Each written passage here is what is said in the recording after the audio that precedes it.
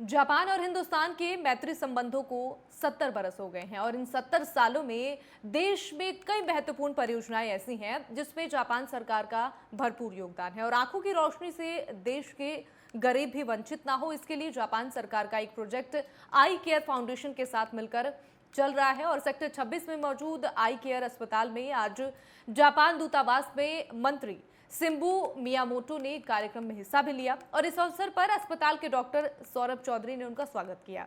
आंखों की रोशनी देने के लिए आई केयर फाउंडेशन किस तरह से प्रयास कर रही है और जापान सरकार के प्रोजेक्ट इसमें कैसे मददगार भी हो रही है, इन सभी मुद्दों पर हमारे संवाददाता राजकुमार चौधरी ने आई केयर अस्पताल के सीईओ डॉक्टर सौरभ चौधरी और साथ ही जापान दूतावास के मंत्री सिंधु मियामोटो से खास बातचीत की है। देखिए, आंखें हमारे शरीर का सबसे संवेदनशील पार्ट होती है और यदि आंखों की रोशनी एक बार चली जाए तो सारी दुनिया अंधकार हो जाती है। आई केयर चैरिटेबल ट्रस्ट बड़े लंबे समय से गरीबी रेखा के नीचे जीवन यापन करने वाले लोगों को भी आंखों की रोशनी किस तरीके से मिले उसके लिए निश्चित तौर पर काम कर रही है। डॉक्टर सौरभ मेरे साथ मौजूद है। डॉक्टर सौरभ सीईओ हैं आई केयर फाउंडेशन ट्रस्ट के। डॉक्टर सौरभ, ये जो आज का जो आपका आयोजन है इस पर क्या कहेंगे और अभी तक फिलहाल मैसेज समाज को क्या देना चाहेंगे? आई केयर किस तरीके से अपने मूवमेंट को आगे चला रही है? जो आई केयर अस्पताल है 27 साल पहले शुरू हुआ था। जब शुरू हुआ था टोटल फ्री हॉस्पिटल था, तो जो मरीज सपोर्ट नहीं कर पाते थे, अपने आप को गरीबी रेखा के नीचे थे, वो यहाँ आते थे, उनको फ्री सर्जरीज करते थे। बट फ्री सर्जरी करने के लिए भी हमारे को हेल्प चाहिए, क्योंकि फ्री का काम हम तो कर रहे हैं लेकिन वो फ्री नहीं है, उसमें तो पैसा तो करना ही चैरिटी के लिए चाहिए।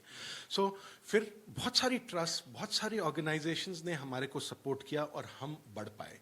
बट उसके अलावा हमारे को और भी चाहिए था, तो अब एक पेड सेक्शन है अस्पताल में। जो पेड सेक्शन है वो रॉबिनहुड मॉडल की तरह काम करता है। जो पेड सेक्शन से हमें पैसा मिलता है वो हम फ्री सेक्शन में देते हैं। इसके साथ हम 16,000 सर्जरीज पिछले एक साल में फ्री कर पाए हैं।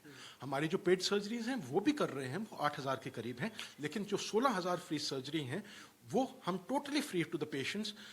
सिर्फ कैटरैक्ट नहीं, सिर्फ सफ़ेद मोतिया नहीं, पर्दे की सर्जरीज और सब कुछ करते हैं। और ये सिर्फ मुमकिन हुआ है हमारे पार्टनर्स के थ्रू। हमारे पार्टनर्स लाइक जापान एम्बेसी, जो कि हमारे बहुत बड़े पार्टनर हैं, और इन पिछले 12 सालों में हमें वो सपोर्ट करते रहे हैं और ये तीसरी बारी है वो हमारे को सपोर्ट कर रहे हैं, जिससे हम इन फ्री पेशेंट्स को मदद कर पा रहे हैं और ऐसी सर्जरीज भी कर पा रहे हैं जो कॉम्प्लिकेटेड सर्जरी है, रेटिनल डिटैचमेंट सर्जरी है, जो कि बहुत मुश्किल है एक पुअर पेशेंट को अपने लिए कराना। कैटरैक्ट सर्जरी, सफ़ेद मोतिया तो बहुत सारी ऑर्गेनाइजेशंस करती हैं, लेकिन रेटिनल डिटैचमेंट सर्जरीज, ऑक्लोप्लास्टी सर्जरीज, ऐसी सर्जरीज जो कि फ्री में बहुत मुश्किल है करना, हमारे पार्टनर्स जापान एम्बेसी के थ्रू हम कर पा रहे हैं। निश्चित तौर पर अपनी आंखों को बचा के रखिए, लेकिन खुद डॉक्टर बनने का प्रयास मत कीजिए। मेरे साथ जापान एम्बेसी से जुड़े हुए जापान के मिनिस्टर हैं, खुद अपना परिचय देंगे और उनके क्या विचार हैं। तो सबसे पहले मैं आपका स्वागत करता हूँ और सबसे पहले आप अपना परिचय बताइए, उसके अलावा आज आने का मकसद क्या रहा? हाँ, ठीक। मेरा नाम शिंगो मियामोटो है। मैं जापानी दूतावास में इकोनॉमी और डेवलपमेंट अफेयर्स का मिनिस्टर हूँ। एक्चुअली जापान भारत के विकास में सबसे बड़ा साथी है। हम इंडिया में बहुत बड़े स्तर पर प्रोजेक्ट्स जैसे कि Mumbai Ahmedabad high speed rail और दिल्ली मेट्रो को फाइनेंस करते हैं। अच्छा, भारत और जापान हमेशा नज़दीक रहे हैं क्योंकि कहीं ना कहीं एक इमोशंस चीज़ों को जोड़ते हैं। आने वाले समय में और ऐसे कौन से महत्वपूर्ण प्रोजेक्ट हैं जिन पर मंथन चिंतन मनन हो रहा होगा? So, other examples? So you think in future, what are the other things? Oh, future. Many things. So Mumbai Ahmedabad high speed rail is a future. Well, it's ongoing. It will take many years to build. We are always doing things in India that will help the people of India develop.